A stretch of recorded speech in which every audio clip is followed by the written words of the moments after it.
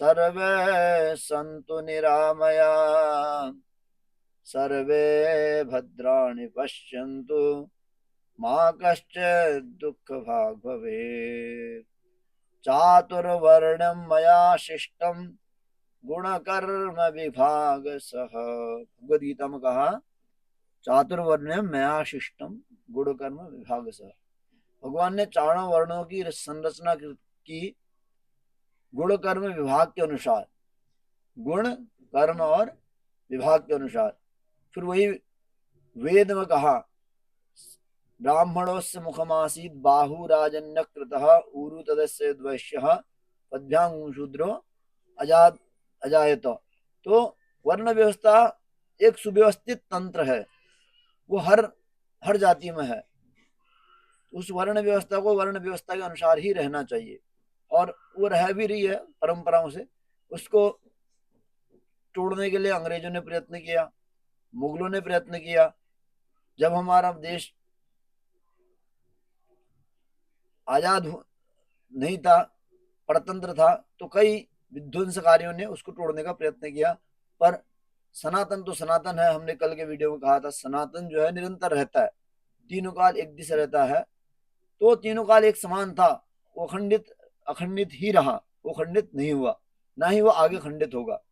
आप कितना ही वीडियो बना के, कितना ही प्रचार करके, कितना ही एकता, कितना वर्ल्ड बना के कुछ भी कर लो, वो खंडित नहीं होगा, क्योंकि वो हम सबके आत्मा में बसा है। वो सब हम सब लोगों के डीएनए में है। उसको डीएनए टेस्ट बोलते हैं। लास्ट जो टेस्ट होता है वो डीएनए टेस्ट होता है। वो हमारे डीएनए में बसा हुआ चीज है। तो विज्ञान की भाषा में उसको डीएनए बोलते हैं। तो वर्ण व्यवस्था एक सुव्यवस्थित व्यवस्था है, और उसी व्यवस्था में हमको रहना चाहिए। अब गुरु, गुरु किसको बनाए? कल हमने गुरु के बारे में वीडियो बनाया था ना, तो कहा गुरु रग्निर द्विजाति नाम वर्णानाम ब्राह्मणो गुरु पतिमेको गुरु स्त्रीणाम सर्वस्याभ्यागतो गुरु।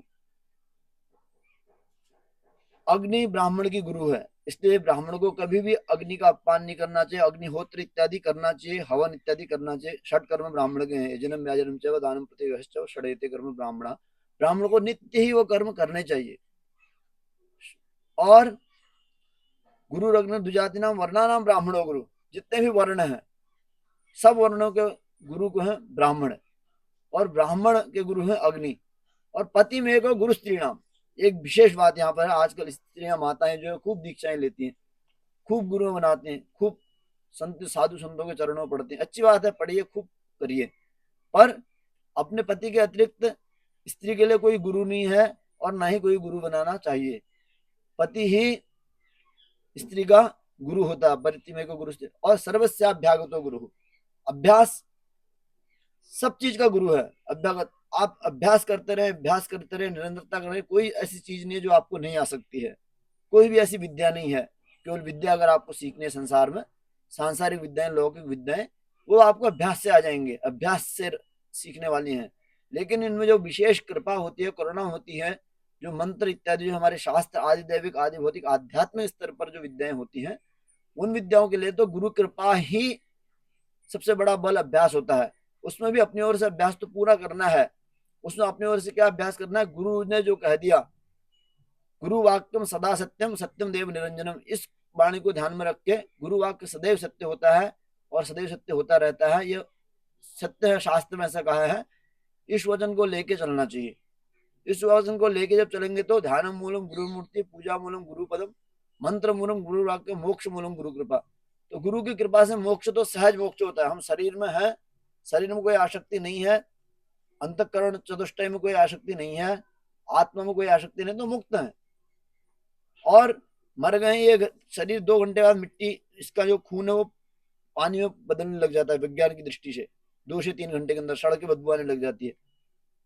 अगर आप अज्ञान में हैं तो एक ये मरने के बाद भी शरीर वैसा ही है जैसा अभी है।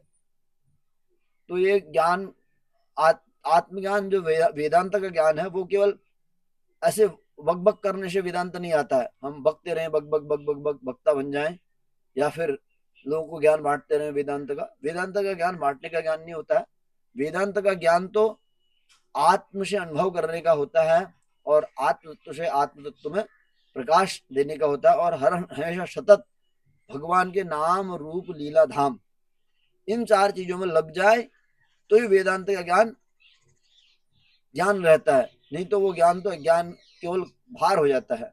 ज्ञानम भारम क्रिया बिना, एक वाक्य आता है संस्कृत में, क्या आता है? ज्ञानम भारम क्रिया बिना। ज्ञान खूब है, क्रिया में ला ही नहीं रहे हो। संध्या न प्रातःकालीन संध्या है, न मध्यान्हकालीन संध्या है, न सायंकालीन संध्या है, न वेद शास्त्र अध्ययन है, न गीता अध्ययन है, न प्राणायाम है, न योगासन है, तो ज्ञान खूब बढ़ा हुआ भी है तो वो सब भार हो जाएगा। और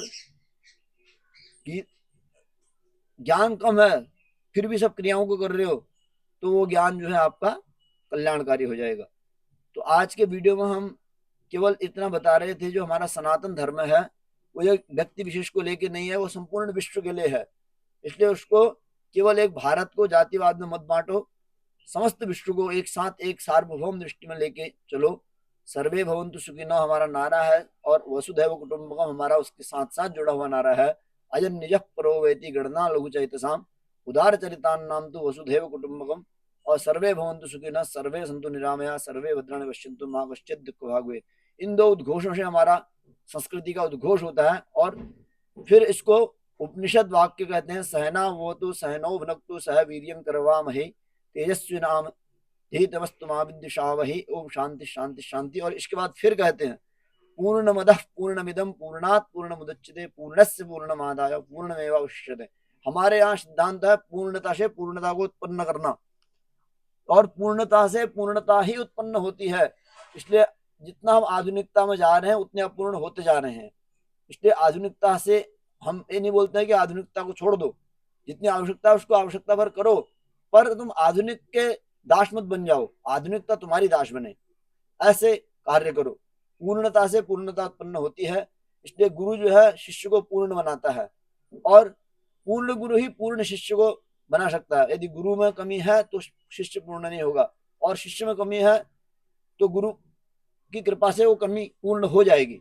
पर गुरु में कमी है तो शिष्य पूर्ण नहीं हो सकता है, पर गुरु में कभी कमी होती ही नहीं है। इसलिए आप आत्म तत्व से जिसको गुरु मान लेते हैं, फिर एक बार जिसमें आत्म तत्व से निष्ठा हो जाए, वो आपके सर्वस्व सब कुछ, आपके आदि दैविक आदि भौतिक आध्यात्मिक जो भी है वो सब गुरु का हो जाता है, और गुरु उसका निर्वहन करते हैं। और आपका योग और क्षेम का जो भगवान का वचन है वो गुरु निर्वहन कर लेते हैं। अनन्याश्चिंतितो माम ये जनाः पर्युपासते तेषां नित्याभियुक्तानां योगक्षेम अमवाम्यहम्। तो उसका योग और क्षेम दोनों ही गुरु निर्वहन करते हैं, जो वो गुरु के आश्रित आत्म तत्व से हो जाता है। गुरु और भगवान में कोई भेद नहीं है।